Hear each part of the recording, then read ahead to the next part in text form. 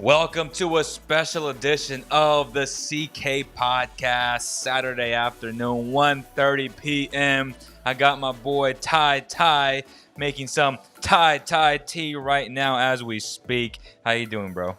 I'm doing good, man. I guess we're kind of like mid-season mark, so just kind of talking Kings basketball, seeing what we can really do to improve. I know we just came off a pretty disappointing loss, but I think the future's bright for us. So let's see. Yeah, well, let's discuss that a little bit before we get into the main topic of this show, right? Which is Jesus, I didn't even put a title on this damn live stream. That's crazy. But the main topic of today's show is NBA trades, specifically catered towards the Kings. Ty came up with 6 of them.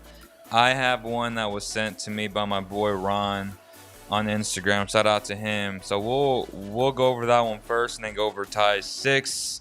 But before we do, again, let's discuss a little bit about last night. The Kings lose 123 to 112. The Kings fall one game below 500 without De'Aaron Fox, without Marvin Bagley.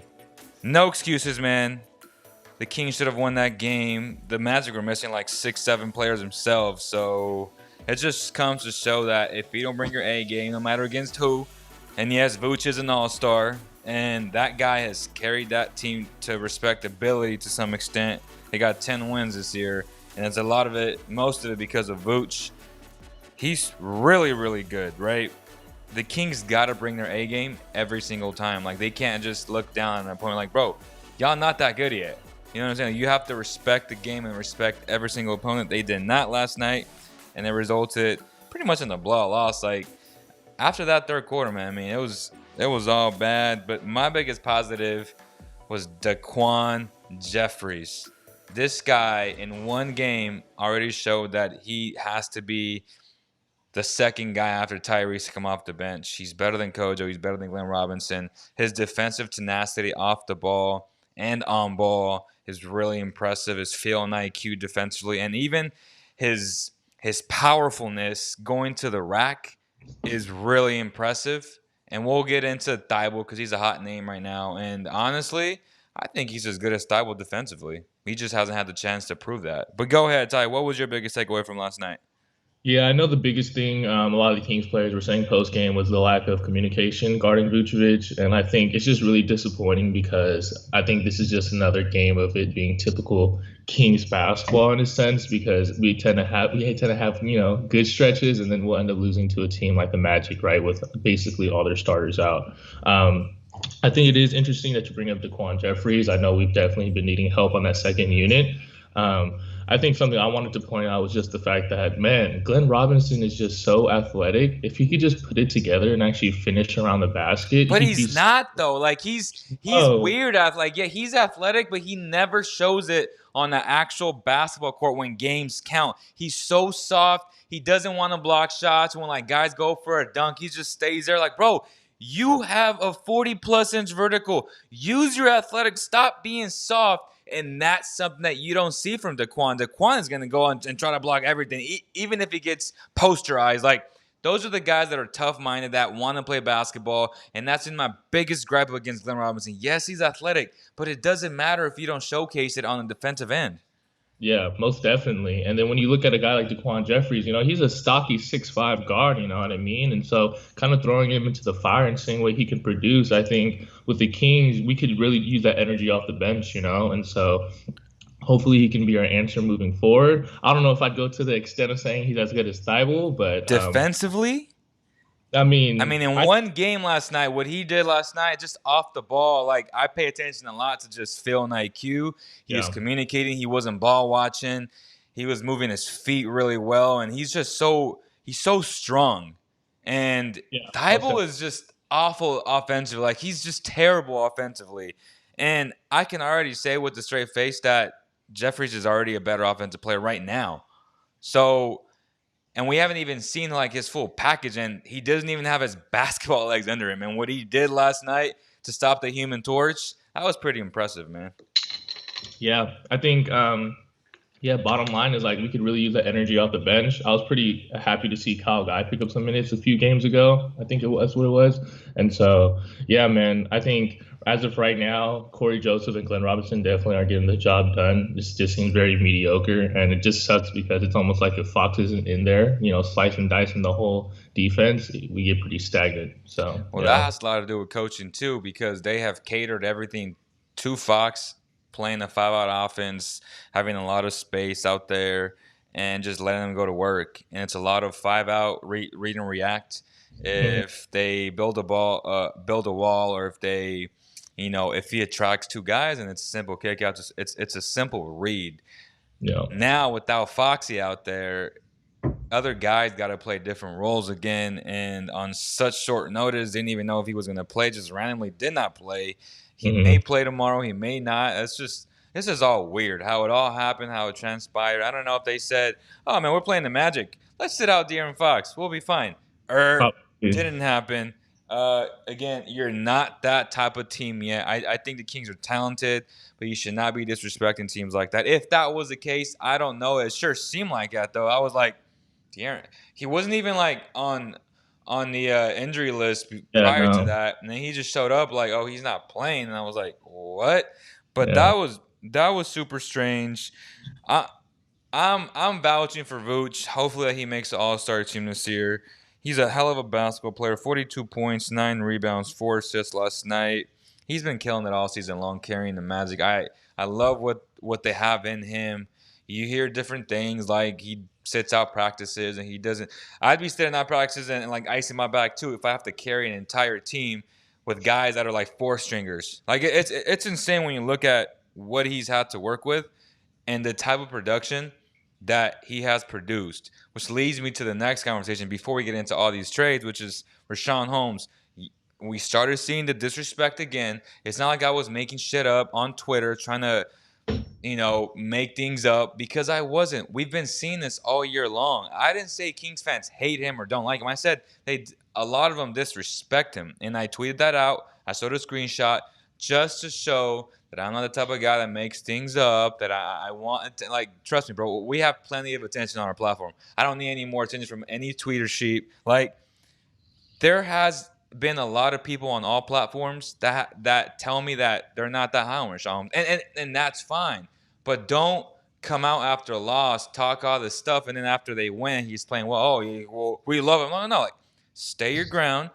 Either you're on one side or the other, and that's fine. But to say that there isn't Rashawn disrespect, there's plenty of it, and there's been plenty of it all year long. A lot of people say, well, he's just a hustle guy. He's replaceable. I beg to differ. I don't think he's replaceable. I would think that he would start on half the league for sure, and on a lot of really good teams. But with that said, he's played Vooch and the MVP of this year's league, which is Joel Embiid. It's not like, and people say, well, he's gone dominated. Okay, these guys dominate everybody every single night. How do we know? Well, just look at their stats. This is a whole season thing. Like Joel Embiid, Sixers people told me that he had an off game, and I was like, if 25 and 17 is an off game, my God. But it's not like he's played scrubs the past two games. And to be fair, as soon as Whiteside came in the game, he got demolished by both of those guys. So let's not act like Hassan Whiteside is this amazing defender, because he's not. Outside of the paint, he's terrible. So Rashawn Holmes, his problem is not that he can't guard these guys. It's just the fact that Joel Embiid fouls out everybody. That's just his skill set, to take guys out of their element. And yes, sometimes Rashawn Holmes, he gets the ticky-tacky calls. A lot of it is due to these refs just picking on him. Honestly, like Draymond and all these Warrior bigs, they get away with all these moving screens all day long. It's like holding in football. You can literally call that every single possession if you really wanted to. And that's what frustrates me. Like, he gets one of those cheap calls every single game. Can he get away from it? Sure. It just depends on the interpretation of all these referees. Like, these referees, bro, I'm telling you right now, they're just awful. And this isn't just the Kings. This is league-wide. I watch a lot of basketball every single night for a lot of purposes, like gambling. But these referees are just next level silly. And the inconsistency is just killing the game of basketball. the NBA game, and something needs to happen. But with regard to Rashawn Holmes, what have you seen from him? And do you agree with my assessment of there's been plenty of disrespect in the sense that they don't appreciate Rashawn Holmes the way they should?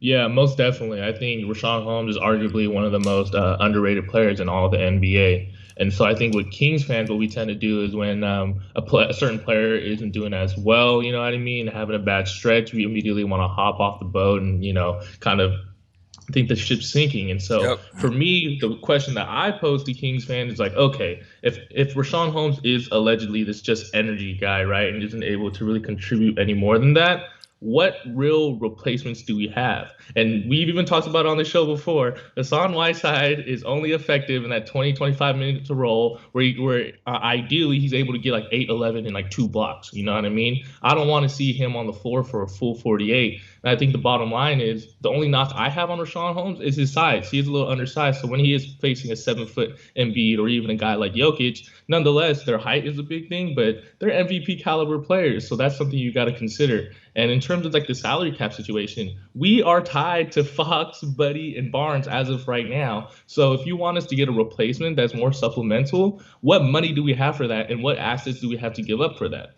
Right? Ideally, 1,000%. I know you. I was tuning into your podcast last time.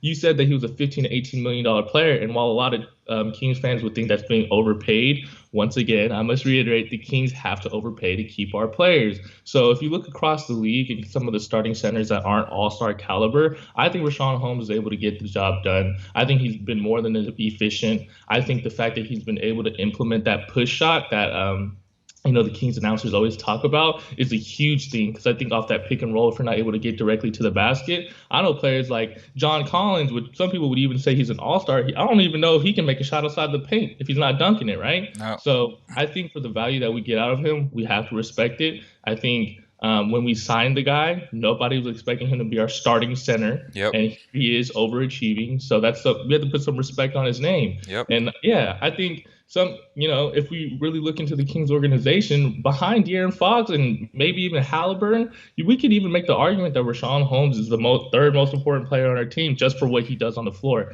Now, to kind of address the foul calls, that is pretty annoying because at times if he picks up a foul early, he's out of the game, and then you're stuck with it, Bagley on a beat or something like that, right? So that is something we can improve on in the future. But I just think blaming Rashawn Holmes for all our problems is not the issue. If anything, he has nights where, he's almost like a 20 and 10 guy, right? Rashawn Holmes, when he's able to turn it on with that push shot. So I think the bottom line is before the Kings fans disrespect Rashawn Holmes, tell me a better replacement that's actually feasible. There isn't. And as I said, and you've said, they're in Sacramento. He's not playing for the Lakers. Obviously, Harold took a discount because he played for the Lakers. He could have got the bag in Charlotte. Big facts. And he said, you know what? I'm going to play, I don't know if it was a 1-year deal or a 2-year deal, but short term, going to try to win a championship. Again, before I go get the bag. And I think that in those situations, yeah, that's fine. Take 11, 10, 11, $12 million. That's fine. But in Sacramento, knowing how important his role is, how vital he's been to this team, honestly, he's irreplaceable in the sense that there's not a single big on his roster that can do what he can do. And then, as you said, the great point, who are they going to replace him with free agency? Like, it just makes no sense to me to even argue something like that. And again, from what I've been told, if the Kings initially come in with the offer and he sustains this play all year, so if they make the playoffs or not, or even the playing game and he's averaging 13 and 8, just say that. If they come in offering 12, he's gonna walk, bro. I mean, and I don't blame him. Like, honestly, I don't blame him because $12 million for what he produces, that's not just box score. People just love to see, the casuals love to see box score numbers. That's the thing. Like, he does so much more boxing out, playing defense in the pick and roll. You want him closing out games because as a coach, you can trust a guy to make big-time plays and big-time moments. No player is perfect. Yes, he has his miscues, like sometimes getting these ticky-tacky fouls. That's the one thing that if you can clean up, what can you really say about him, right? Unless you're like nitpicking, oh, well, offensively, he can't do this. And that's fine. But if he could do those things, then he would be an all-star and he would be getting paid 25 million plus. So there's levels to this. And his next evolution, it's not like he's not going to get better. He's 27 years old. He can continue to work on his jump shot. And if he develops a mid range game, I mean, he's going to be so hard to stop. And then the offense is going to be so hard to stop because it's like pick your poise. You can't play drop coverage on a guy that can shoot the ball at least in the mid range. And that's what they're doing. Defenses are playing drop coverage. And by the time they get to his hook shot, it's too late. Obviously, teams are going to start adjusting to his hook shot. It's really, really good. It's really efficient. And that's the evolution for Rashawn Holmes, being able to knock that 18-foot jump shot. And I think it's feasible because he's a good free throw shooter. And he's shown that for 2 seasons now. Last year and this year, he's 80% at least. So that's a good sign that he could hit those shots, in my opinion. Now, before we get to the trades, which, again, it just says live stream on the show. I completely forgot to put, like, title and description and all that stuff. I'll do it after the stream, but yeah, this show is going to be catered towards multiple trades. Ty came up with 6. I got one right now. But before we do, shout out to Valley Tire Center for always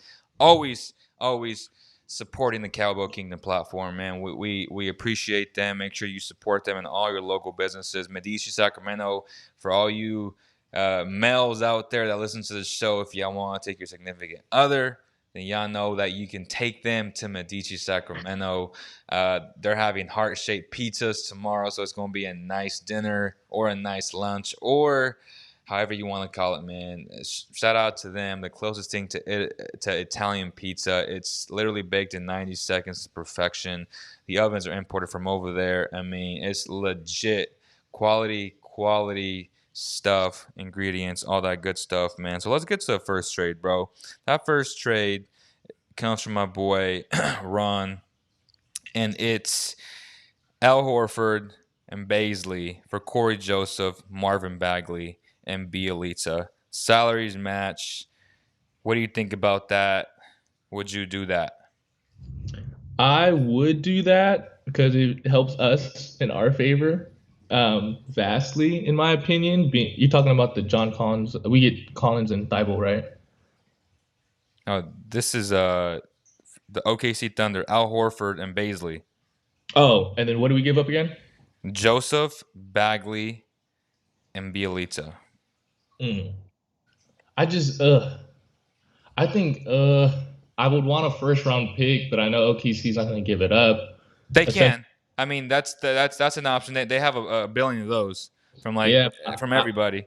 That's true. I don't know if they'd be because they'd be giving up a first round pick essentially for Bagley, right? For Bagley, yeah. But then we get a legit, center right now in Al Horford that can come in and replace Hassan Whiteside, and then him and Rashawn Holmes would be a crazy tandem offensively and defensively. And then you get a nice Rosick and Baisley, who's been playing really well this year. Yeah.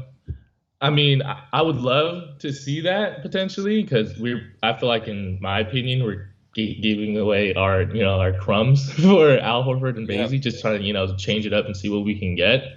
I just don't see the Thunder pulling the trigger on that because especially of Marvin Bagley's inconsistent play this year and just taking on the contracts of Kojo and Bielitsa. It just depends on how so many Kings fans want to value Bagley, right? Oh man, he needs playing time. He's going to be a star.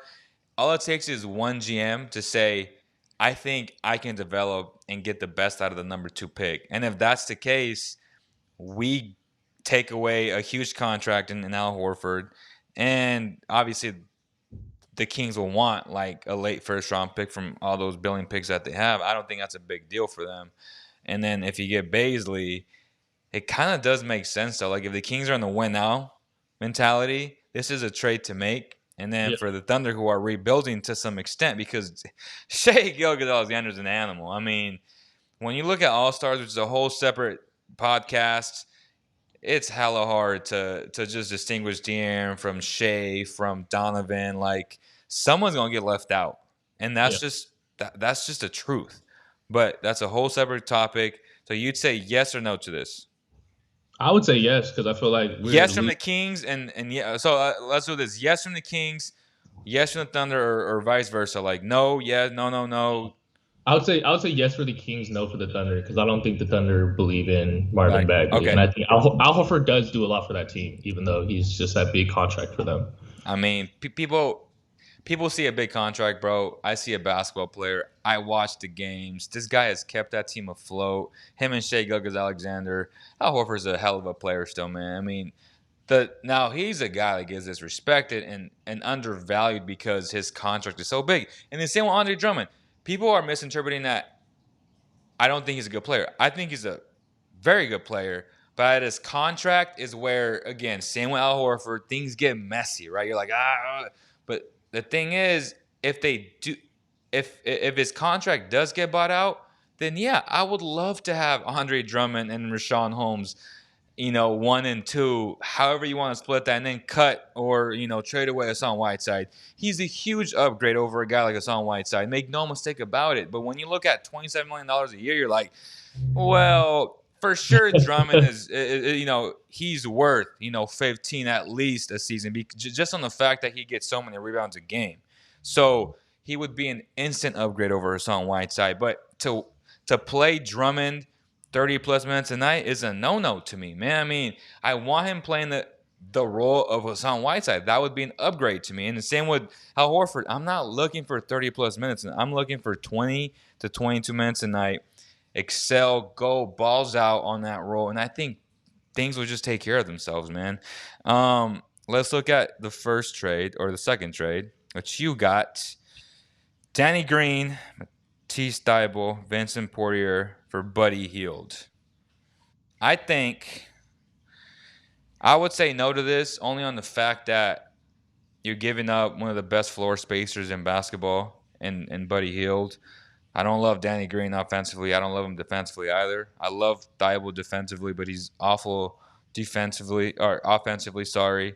And then the other guy, I mean, he's just a throw-in for salary purposes. But I would for sure want a first-round pick if this would be the case, because that first-round pick, which they don't even have, as a matter of fact, it would have to be like 2022 or 2023, if I'm not mistaken. Yeah, I think you're Then right. maybe then I'd be like, I'd consider it, but it'd be tough for me, man, because again, this isn't a win now type move. This is like an asset type move because we don't know what we have in Thibault offensively. He's gonna bring it every single night though defensively. You best believe that. So I would say no for the Kings and yes for the Sixers. What about you? Yeah, so this was what I was kind of referring to earlier in terms of, if Al Horford was on that Philly team and we were able to make the contracts work that way, I think that would definitely be more beneficial for the Kings. But I think this is kind of something to fulfill Buddy haters that are Kings fans, just so that, we can get some different movement. I think some people would argue it's more of a lateral movement, just like you said, trying to acquire more assets. But I think most Kings fans would be excited about Thybulle. Thus far, right, we haven't seen much out of him offensively, but I was really impressed about what he did against De'Aaron Fox down the stretch when Yep. he played us. Like this guy damn near single-handedly clamped them in the fourth quarter, and the Kings were lost. We couldn't really have help, and you can call that coaching adjustments or what, but this guy Thibault, I think it's his second year, right? Being able just to come in and start locking up guys. So I think with that being said, especially with Buddy Hield's inconsistent play this year, I know ideally when Hield is on, he is one of the best floor spacers in the games. But as Kings fan, we also know when this man is cold, he is cold. So But just like even you when he's said, cold, though, guys are still running up hella hard yes, to run him off the line. And that's how you know when someone is a true floor spacer, a guy that teams truly, truly fear of catching fire. Buddy Hield sees one go in and like, oh my God, like he can catch fire and get you 20 in the quarter. That's just the type of guy that he is. And that's what a lot of fans don't see. They see, well, he's 1 of 13. Okay. But he's still spreading out the floor for De'Aaron Fox, Harrison Barnes to have their nice driving kicks. I mean, that can't be overstated, man. And I get it. Yes, he struggles, but his mere presence on the floor demands someone to stay home, and that creates space for your best player. yeah. I just think for the money he's being paid and the improvement I want to see from him this season, it just seems like too often he limits himself to be that catch and shoot guy. And I would love to see him take, a couple more dribble pull ups and even, I think for me, right, if they're trying to run them off the line, they're way overplaying that. I think that just leaves the paint wide open. And even if you're not going in to finish the basket, kick it out. It's just for me. Every time I see Buddy Hield drive, it seems like he has like a slightly contested layup. Like if you play 2K, that's like a 50% Yeah. contested layup. But then he just be missing those things. I'm like, those are just puppies right there. So For yeah, him, like I told him, it's like you said, when he's getting ran off the line, step in, pump fake, and just stop, jump stop, shoot that mid range shot. And he's gotten exactly. better at that I would say, the last 5 games, but he wasn't doing that early on in the season. And, Exactly. just like Harrison Barnes, it took 9 years for Harrison Barnes for it to finally click. Like, he was so Yeah. inconsistent. He'd have really good games, really bad games. And now he's like consistency. And this is Buddy's, what, 6th year, 5th year?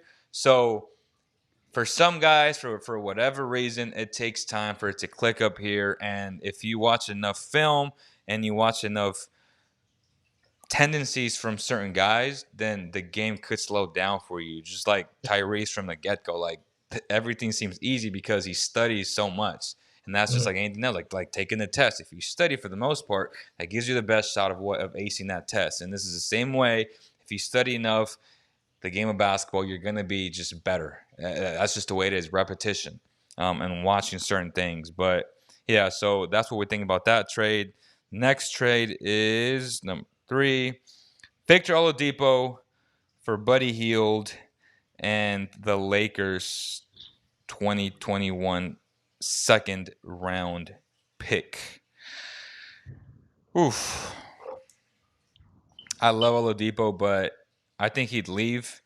And on such short notice, just how the Rockets are using him now, it's like they're sitting him out or sitting John Wall out. And I just feel like he's not there from a health perspective. And if we ever, again, as we spoke in the offseason about Gordon Hayward and Oladipo, if they ever reach that All NBA level again, then obviously it's a no brainer. And shout out to Hayward, like he's playing like an all star this year again, and it seems like it's clicked for him for sure. But for Depot, it just really hasn't. Like he's been inconsistent. Again, availability is a big thing, and he just hasn't really played the consistency that, at least for Kings fans, like I don't know how they would use him here.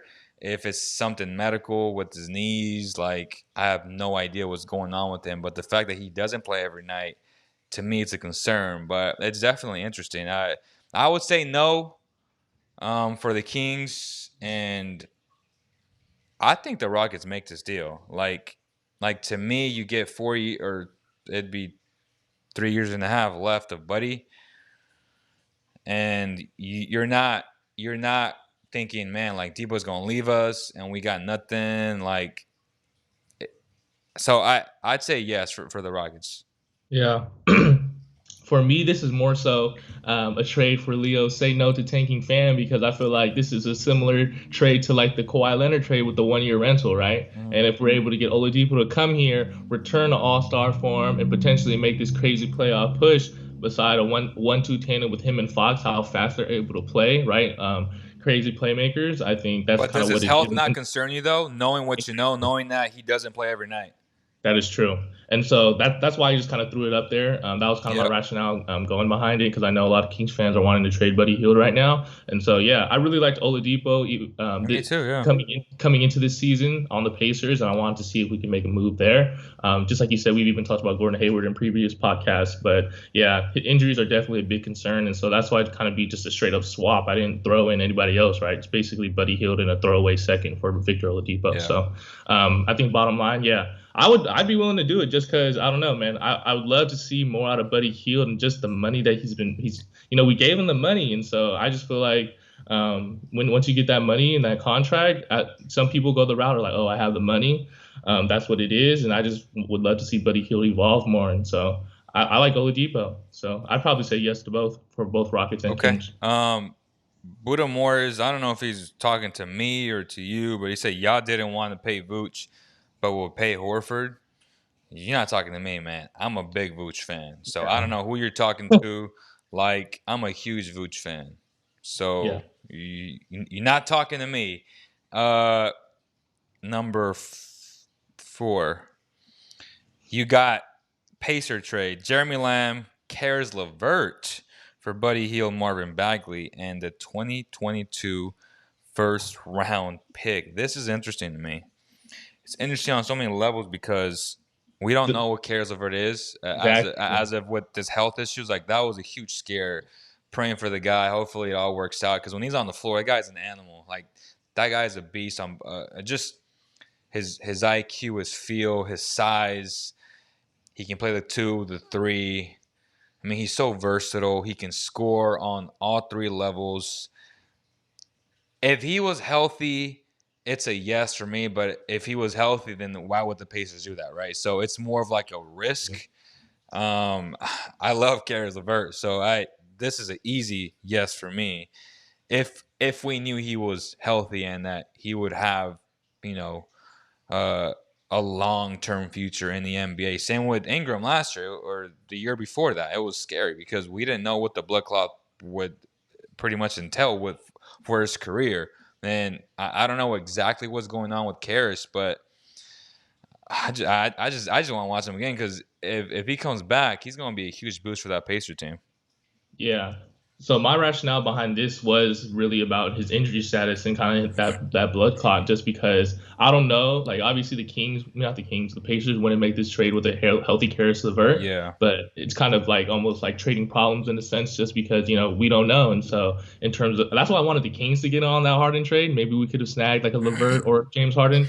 But ultimately, with this trade, it's the Pacers saying like, "Hey, man, we don't know what we got in LeVert, and so why not?" Especially at the state they're in, right? With like Sabonis, I think they're more of like a playoff contender team. So as opposed to just not having a starting caliber shooting guard, why not take on Buddy Hield, a potential project in Marvin Bagley, and on top of that, even a 22 first round pick. You know what I mean? Obviously, yeah, I think it'd be protected, but yeah. I kind of wanted to throw that in there, and so yeah, I just really like Karis LeVert. I do think he's definitely an upgrade over Victor Oladipo. And so, yeah, I would probably say yes to both, but I'm just thinking more optimistically for the Kings. Okay, okay. Um, 4, 5. Okay. Eric Bledsoe, Lonzo Ball for Buddy Hield, and Marvin Bagley. To me, that's a straight no. I'm not even going to think about that. I love both. Like I like Bledsoe. I like Lonzo more, but to give up Buddy and Bagley, like I like Javi's idea more so of JJ Redick and Lonzo for Kojo of the 2021 first round pick and who was it? And just like a filler like Bielitsa or Jabari Parker. But Mm. this one is like, I just don't think the Pelicans would take that trade with them. yeah, They're not getting a more premier talent, giving up Lonzo Ball. yeah, but they're getting a coveted on this amazing upcoming draft, which is, you know what I'm saying? I don't know. Like some people are like, I would never get Kings fan. I would never give a first round pick for, Yeah, for for a bench player like Lonzo Ball. But I'm like, okay, so if they get Lonzo Ball, I'm assuming that the Kings would become even better, and your bench would get a lot better, and you'd see a 3 guard lineup between him, Tyrese, and Fox. The defense would be crazy. The playmaking would be crazy. And if you have a floor spacer out there like Buddy, I mean, to me, they become instantly better. And that pick will probably be like 15 to 20 because the Kings would make the playoffs in that case. Are you telling me that Lonzo is not better than next year's 15 to 20 guy? that's, I mean, that's how I look at it. yeah. I think other Kings fans are just thinking more pessimistically and thinking that pick is probably going to be in the lottery. So, I mean, that's crazy to me. Like, if you get rid of Kojo and whoever, Jabari or Belita, who don't even play, and you're getting guys that will play like JJ Redick and Lonzo Ball, how do you get worse? yeah, true. And then even if you don't have those guys, right? I still don't think like the Kings will probably have if they make no moves today with how De'Aaron Fox is playing at an all-star level. Sometimes he looks like a superstar, but that's far-fetched. He's playing like an all-star. If nothing happens, he will not allow the Kings to be one of the worst top 10 teams. There's just no way. Like, I just don't see it. Like, he's so good that he will single-handedly give the Kings a shot to win every single night. Mm-hmm. And for that fact alone, their pick's going to be anywhere from like 12 to 16, bro. Like, so they're not, unless he gets hurt, they're not going to get a top 10 pick because they're not that bad. And they've already showed that. Yeah, I just think for me, and just to kind of like secure this playoff push, I Yeah. just think the Kings are just one more piece away. One more, Exactly. one more piece That's away. my And so point. that's what I think right now. I think we're just kind of on the edge, and I think that we need one more trade, or I was saying before the season, if obviously we're playing a lot better than anticipated, but if we were able to secure a top 5 pick in this 2021 draft, that'd be interesting. But especially at the way things are going, I just think Right. we're The only way you do that is if you trade Harrison Barnes and Buddy Hield for assets, and now yeah, your team becomes substantially worse. But yeah, if you make no trades, this team is not going to be a top 10 bottom dweller. There's just no way because they've already shown that they can compete and beat really good teams. So that's what I don't understand from the tanking community is like, how do you foresee this team getting the top 5 pick if they're going to win basketball games? That's what I don't get. Now, how many basketball games is what you're saying is, okay, solidifying your playoff spot, you're a player away from that, or you're 2 players away from dismantling this and then getting that top 5 pick. So it's like you can't have it both ways. You either have to get rid of your 2 solid pieces in Buddy and Harrison, or you add to what you have. And there is no other way, bro. I mean, it's one side or the other. Because if this team stays put, they're not going to have a top 10 pick, man. And that's just a fact. Unless Fox yeah, gets hurt. And then you get results like last night. yep. So 6. Marcus Smart, Langford, and Aaron Nesmith for Harrison Barnes in a 2022 first round pick. That's super interesting to me. That's interesting to me. I think that's the most ideal trade for the Yeah. Celtics, right? Because they're giving away enough assets, but it's not really anyone that's that important. Marcus Smart's a hell of a basketball. This is a trade where I'm conflicted in saying the Kings are getting worse, even though Harrison Barnes is really good, like really good. But when Marcus Smart is healthy, he's one of the most underrated players in the NBA. I mean, the things that he does on the court to win basketball games is just insane to me. And then you're adding assets, right, that wouldn't contribute necessarily that much right now. So it's really like a Harrison Barnes for Marcus Smart type deal. Aaron Nesmith's in there. I mean, I love again, but these guys are more like potential guys. Yeah. I'm talking about impact right now. For sure. Oh man, like I just gotta add Kojo to this deal, bro. Like if they take on Kojo and then you make it work with somebody else just as a salary dump, then I might have to do it. Because the problem is I don't trust Luke to not play Kojo. You know what I'm saying? Like, even though Daquan Jeffries is better already, he's still gonna play Kojo. And he's already been adamant about that in the last 2 games, pre-game and post-game. Like, that's what I don't really understand. So man, what do you think? I mean, would you make this deal? So for the Celtics, I know they had interest in Harrison Barnes, so that's why I think there'd be some leverage for the Kings, and I think Danny Ainge is never going to say no to a first round pick. I think just where they are at right now, I think the Celtics would take it. I don't know if the Kings would take it just because I don't think Marcus Smart would be. I don't think the Kings would see Marcus Smart as being a long-term Kings player. I think it'd be more so banking on the potential. So I feel like this is definitely leaning a little bit more towards the team tank Kings fans. And I just think that, you can't really undermine Romeo Langford and Aaron Nesmith because obviously they're high potential players. And we were talking about Aaron Nesmith being on the Kings before the season started. For sure. So Yeah, I think bottom line is like this is kind of definitely a interesting move for both teams. You know what I mean? You add a guy in Harrison Barnes for the Celtics, another solid wing to play behind Jason Tatum, or even play alongside Jason Tatum. Right? Imagine the lineup with Kemba Walker, Jason Tatum, Jalen Brown, and Harrison Barnes. Right? I think that makes them a little bit more dynamic than just having Marcus Smart out there. But yeah, It's I'd probably interesting. say yes to both teams, man. I think it's pretty interesting. Okay. I'm conflicted, man. Yeah. I'm I'm conflicted. Okay, so last one. Cody Zeller, Malik Monk, Devonta Graham for Justin James and Buddy Hield. I'd say yes to I that. think the Kings would probably have to add a draft pick to that, or maybe another asset. But man, Oh, I just think that I don't I, know, bro. I I don't think they would. I think I think Buddy Hield with LaMelo Ball and Gordon Hayward and Bridges, like he's exactly what they need. And Malik Monk hasn't been able to really provide that on a consistent base in terms of being like that respectable floor spacer. yeah, So I, I think they do this just the way it is. Honestly, like it's not terrible. I don't know how bad they want to pay Devonta Graham because his contract is coming up. He's on a 1 year deal.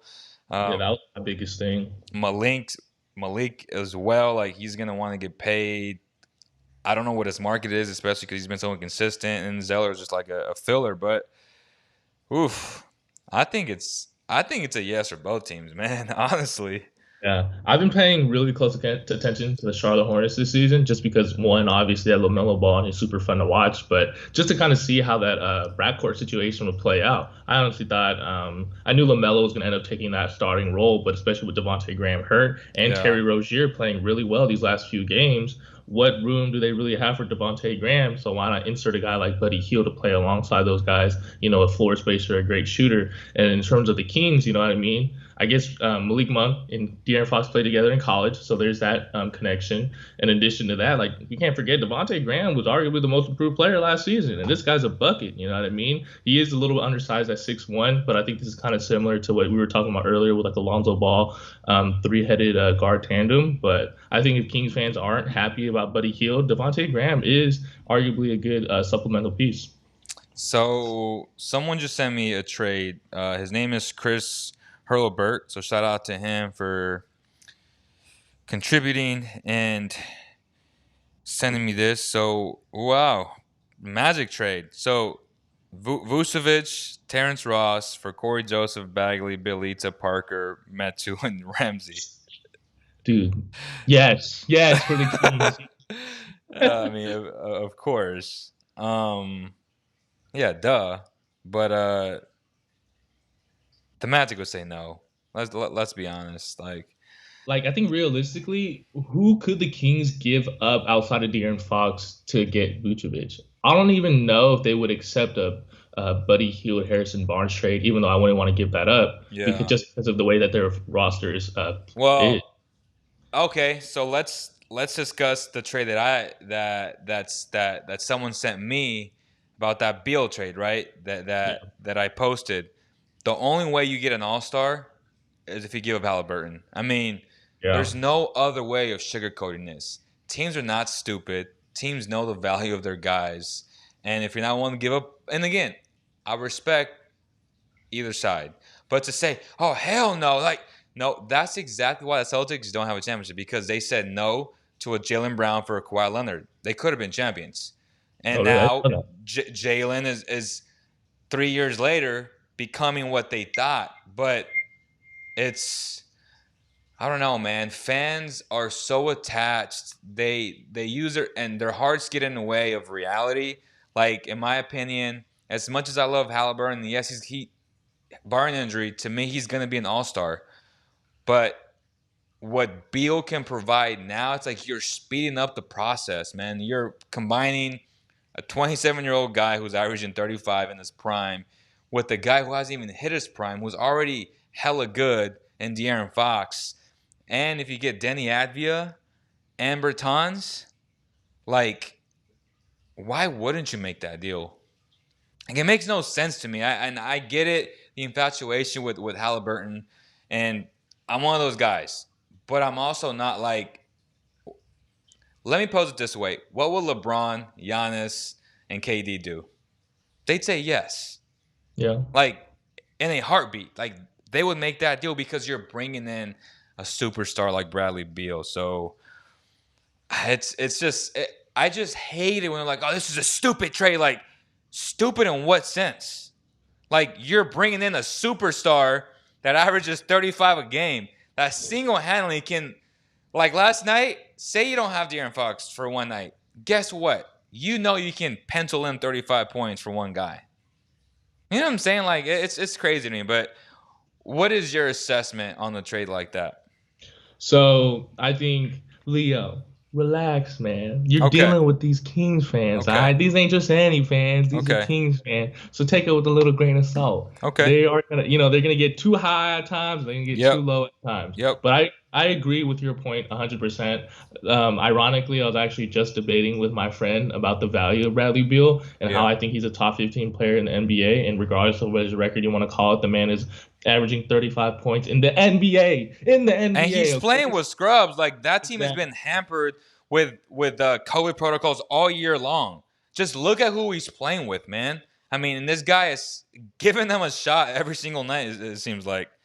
Exactly, and I just think that although I do love Halliburton, I think he's definitely been, one of the most transcendent rookies, one of the, rookies that come in and have been able to make an immediate impact. Yep. I'll be honest, I don't think Halliburton is going to be averaging 35 points a game ever in his career. He'll never, ever average that in his life. Never. So, and never. I know, it shouldn't be always about points. I know it talks 100%. 100%. Right? He's so much better defensively. Like, he's a lockdown defender, and we're not saying he's not going to be an all-star, like barring injury. Yeah. We're saying he's going to be an all-star, but it's going to take 3. Look how long it's taking Fox. Not until year 4 he's made this impact, right?